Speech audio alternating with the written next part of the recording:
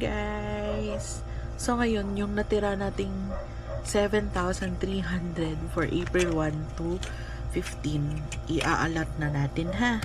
Okay, so dito muna si CalQ, yung listahan natin.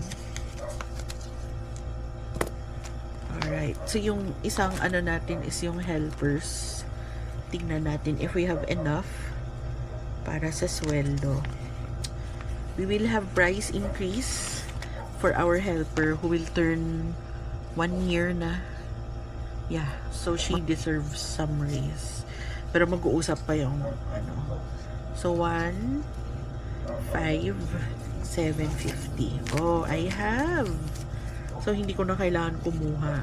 Sandali. Alright, this is nice. So, napaglagyan ko na pala before. Hope we can build this up again for next month, April. And then, we're going to label this. Thank you, Lord, for the provision.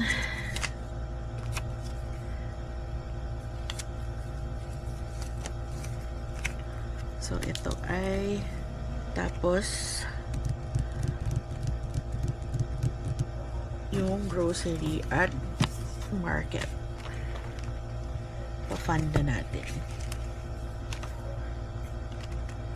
Yun. For market, ay, ba yan? Malapit na tayo maging marketer. Meron na tayo, maglalaan tayo ng yan, 1,000. We'll get 850. So, ayan siya. Ready na yan siya. Anytime. 850 sa groceries. Para marorotate ko to guys yung small bills. Groceries 900.